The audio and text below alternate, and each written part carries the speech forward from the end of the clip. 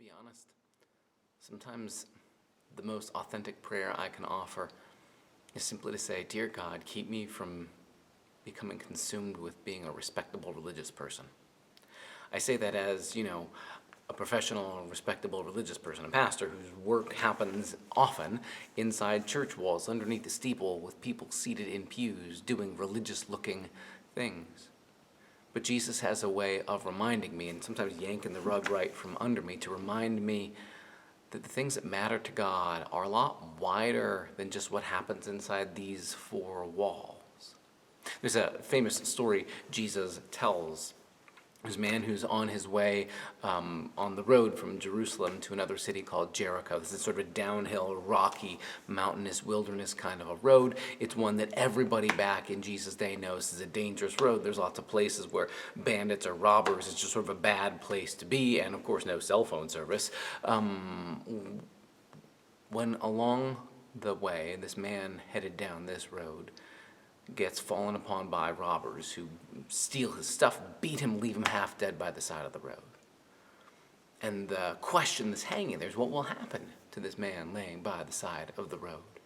Well, along comes two respectable religious people, religious professionals, people whose job is to know the things of God, to do the things that matter to God, a priest and a Levite. These are people who are respectable religious leaders.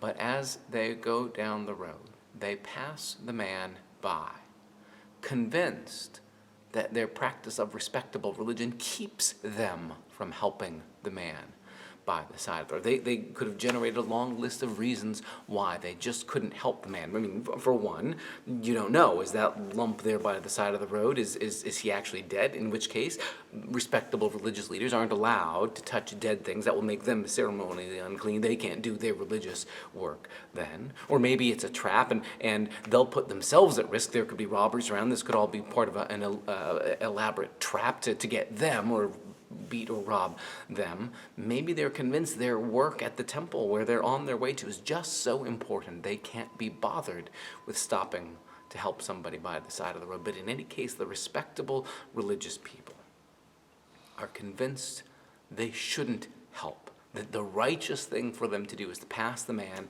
by. They're not villains in the sense of trying to do evil. They're people convinced by their religiosity that leaving the man by the side of the road is the right thing to do, to avoid being ceremonially unclean or to avoid being late for their important religious duties. They're convinced the things that matter to God prevent them from helping.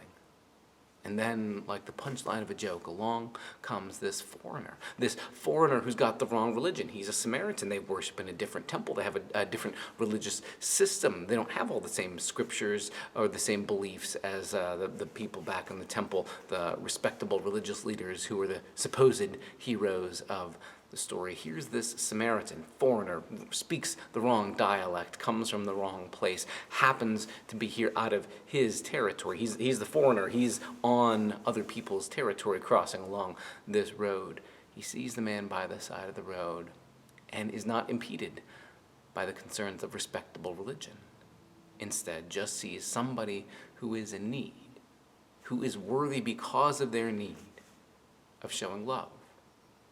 Of course, Jesus at the end of the story says, this is the one who gets it. This is the one who understands really what it means to love your neighbor. And from the beginning, this has been God's concern, that we love God by loving our neighbors. And the moment we start asking, okay, who really counts as my neighbor? Where are the boundaries? Where are the limits? Where can I stop caring about people? Or what are the exceptional times? What are the hours I can block out and say, I don't have to care about my neighbor because I'm doing important, respectable, religious work here? Jesus says, no.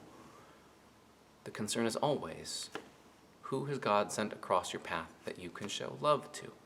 Without asking questions about, have they earned it? Have they deserved it? What will happen to me? No, they're simply, when someone is sent across our path, that we are in the position to offer help to. The way to love God right there is to love the person in front of you, to see that person as a neighbor. And if we find ourselves in need, will we dare to allow somebody we might not think is worthy to offer God's love or care to us as well? It's a story about how the work and realm of God happens in such a wider world than just the walls we set up where we expect religious things or holy things or godly things to happen. For 2,000 years now, the followers of Jesus have been retelling this story, and we're convinced we know what it means.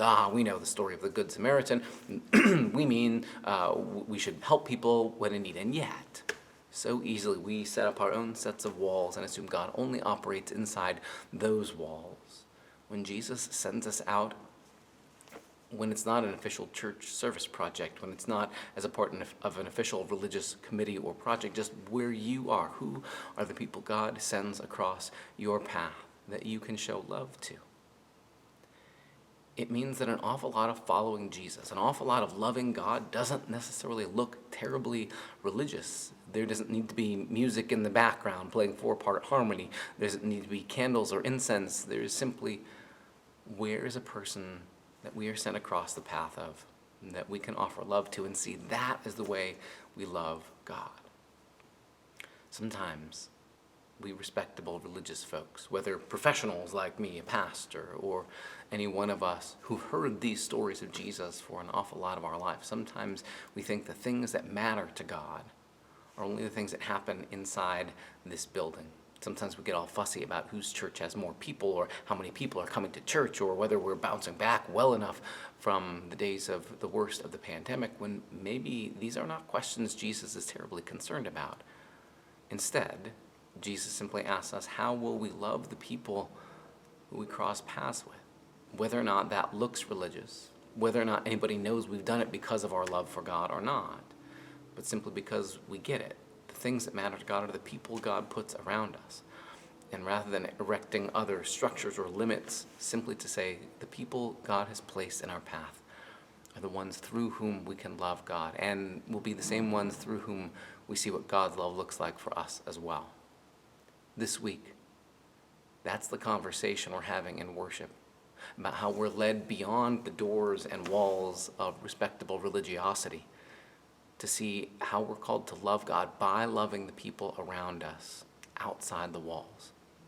Come inside the walls for the conversation so that we can rightly see the world when we're sent out into it. See you Sunday.